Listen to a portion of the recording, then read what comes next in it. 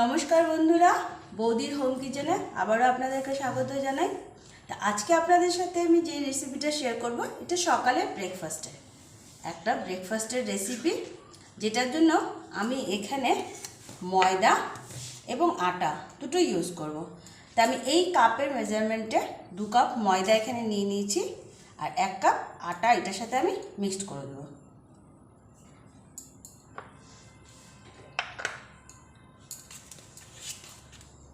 তার সাথে অ্যাড করছি সামান্য লবণটা অবশ্যই স্বাদ অনুযায়ী।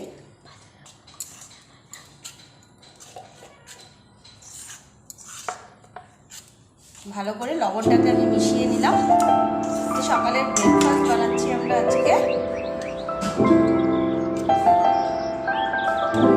একটু তেল অ্যাড করব। এবার ভালো করে তেলটা মেয়ের সাথে মিক্সড করে নেব। খুব ভালোভাবে মিক্সড করে নেব তেলটাকে।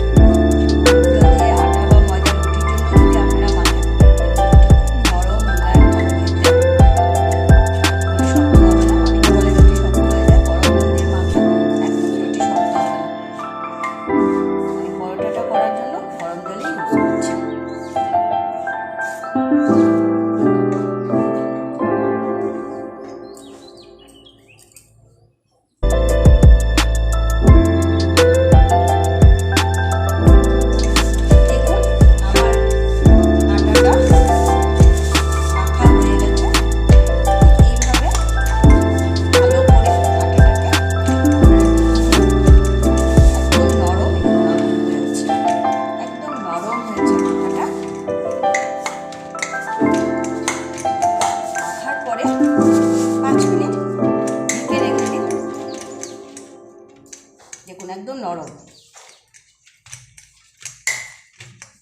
এবার 5 মিনিট আমি এটাকে ঢাকা দিয়ে রেখে দেব।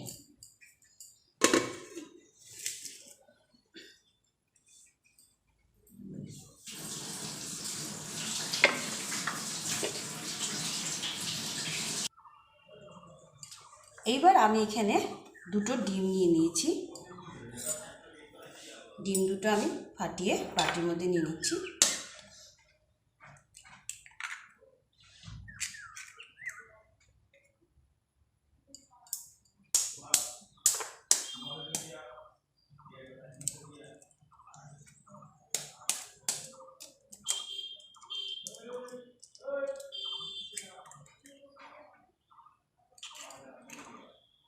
এবার এর মধ্যে কিছু মশলা আমি অ্যাড করব।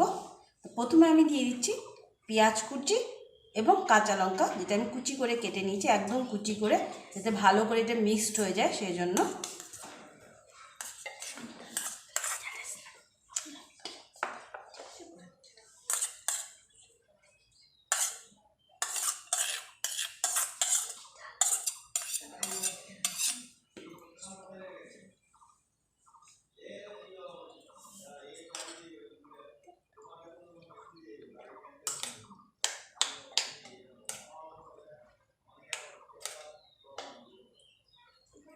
এর মধ্যে দিয়ে দিচ্ছি ধনেপাতা, এটাও আমি কুচি করে কেটে নিয়েছি।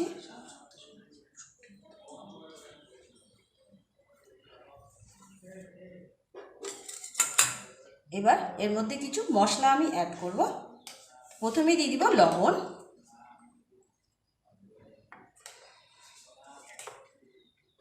যেহেতু আটাতেও আমি লবণ মেখেছি সেই জন্য অল্প করেই আমি এটার মধ্যে লবণ অ্যাড করব। এরপর দিব চাট মশলা, আমি এখানে ক্যাচের চাট মশলা ইউজ করছি।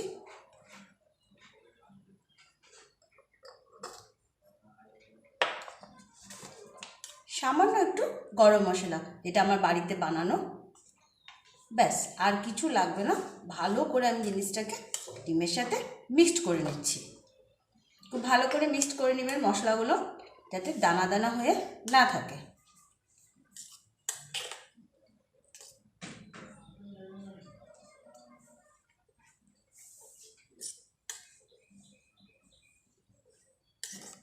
এবার আমার এগুলো পুরো রেডি হয়ে গেছে, আমি পরোটাটা বানাবো।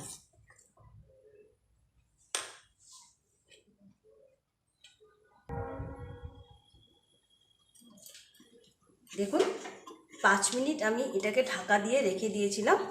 এবার আমি এটা রুটির মতো করে লিচি কেটে নেব। রুটি বা পরোটা যেটার জন্যই হোক না কেন, আটা বা ময়দা মাখলে কমসে কম 5 মিনিট আপনারা মেখে ঢাকা দিয়ে রাখবেন স্টোর করে, তারপর করবেন। দেখবেন রুটি পরোটা যাই হোক না কেন ভীষণ নরম হবে। তো আমি এইরকম সাইজের লিচিগুলো বড় বড় করে, যেহেতু পরোটার মতো করব তাই আমি এইভাবে বড় বড় করে লিচিগুলো কেটে নিচ্ছি।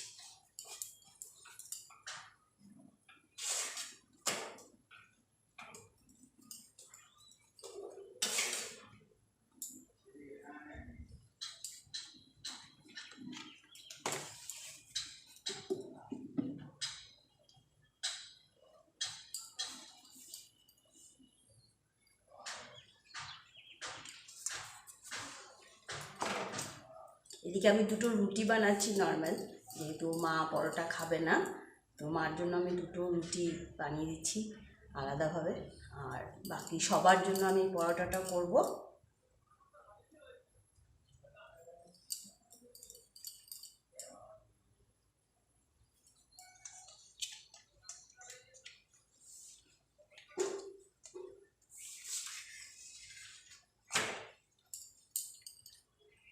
আমি রুটিগুলো বলার জন্য ময়দা নিয়ে নিয়েছি। এবার আমি একটা একটা করে রুটি বলে নেব আগে।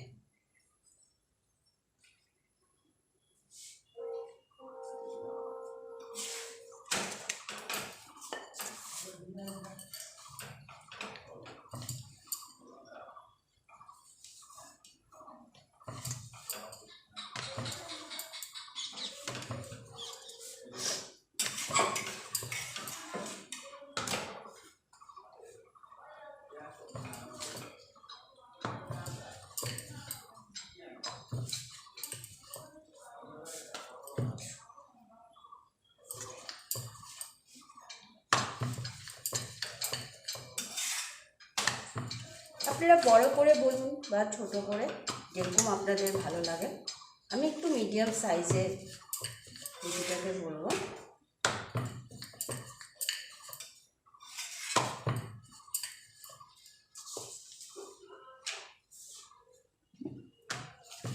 ঠিক এইরকমভাবে আমি রুটিটা বলে নেব।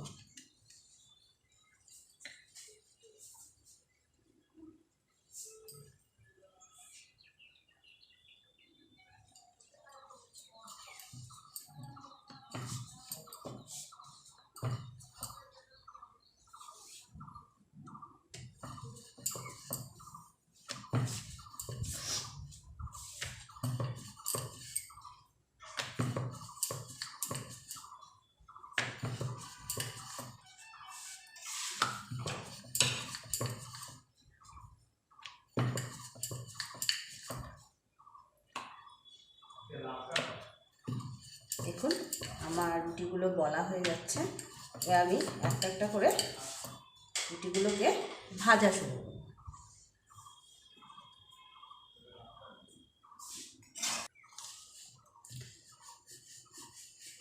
এবার আমি পরোটাগুলো ভাজবো। প্রথমে আমি তেল দিব না, প্রথমে আমি খালি রুটিটাকে একটু সেঁকে নিব। একটু আগে আমি এপিট ওপিটগুলো কম স্টিমে, বেশি স্টিম দিলে রুটিটা লাল হয়ে যাবে চট করে, সেই জন্য হালকা স্টিমে আমি প্রথমে রুটিটা দুটো সাইড একটু সেঁকে নেব।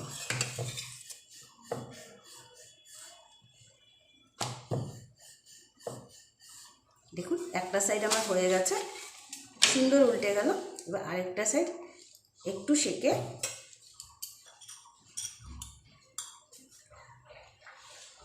একটু আমি তেল দিয়ে দিচ্ছি এখানটাতে। স্টিমটা অবশ্যই আপনারা লোতে রাখবেন।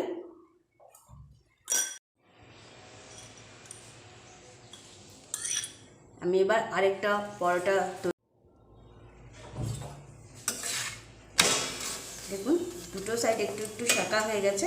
এবার আমি যে ডিমের মিশ্রণটা তৈরি করেছিলাম এটা এর মধ্যে চামচ দিয়ে দিয়ে দেব।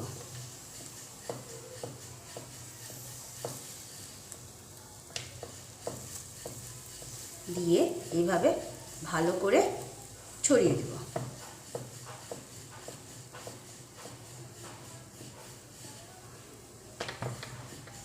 এবার ভালো করে জিনিসটাকে ছড়িয়ে দেব, দিয়ে এবার একটা আমি ফোল্ড করে দেব।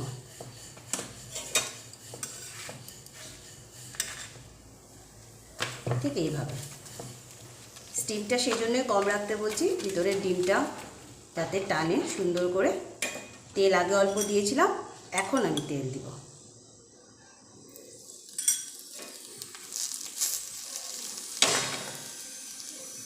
এবার খুব আস্তে আস্তে আমি জিনিসটাকে ভাজা করে নেব পরোটাটাকে।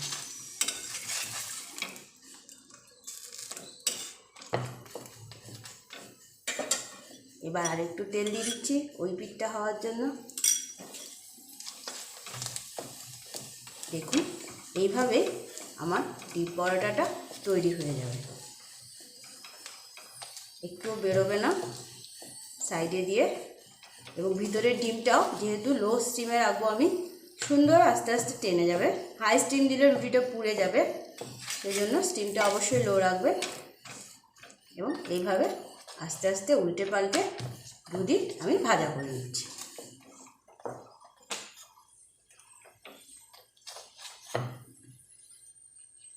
সুন্দর ভাজা হয়ে গেল, দেখতেই পাচ্ছেন আপনারা।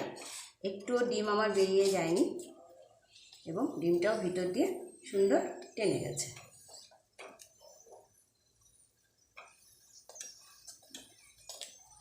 দেখবেন রুটিটা ফুলে উঠবে, যখনই ফুলে উঠবে তখনই ভাববেন যে ভিতরের ডিমটা সুন্দর টেনে যাচ্ছে। দেখুন রুটিটা সুন্দর ফুলে উঠছে, তার মানে ভিতরের ডিমটাও টেনে গেছে। এবার আমি এটা নামিয়ে নিচ্ছি। ঠিক একইভাবে আমি আরও কিছু বানিয়ে নিচ্ছি। যেহেতু তাওয়াতে একটু তেল আছে, এখন আর তেল দিব না, একটা সাইড হতে দিব। একটা সাইড হয়ে গেলে অটোমেটিক খুন্তি দিয়ে ওঠালে উঠে যাবে।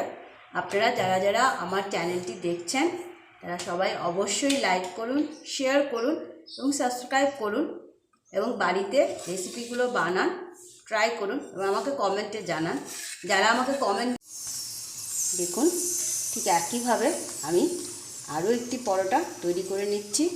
যখনই দেখবেন রুটিটা ফুলে উঠছে এইভাবে, তখনই বুঝবেন ভিতরে ডিমটাও টেনে গেছে। দেখুন একটুও ডিম সাইডে দিয়ে বেরিয়ে যাচ্ছে না, সুন্দর রুটিটা ফুলে উঠছে। যখনই দেখবেন ফুলে উঠছে তখনই আপনারা বুঝতে পারবেন যে ভিতরে ডিমটা টানছে, সেই জন্যই রুটিটা এভাবে ফুলে উঠছে। সুন্দর ফুলে ফুলে উঠবে রুটি। আপনারা অবশ্যই আমার চ্যানেলটিকে লাইক দিন, শেয়ার দিন এবং কমেন্ট করুন।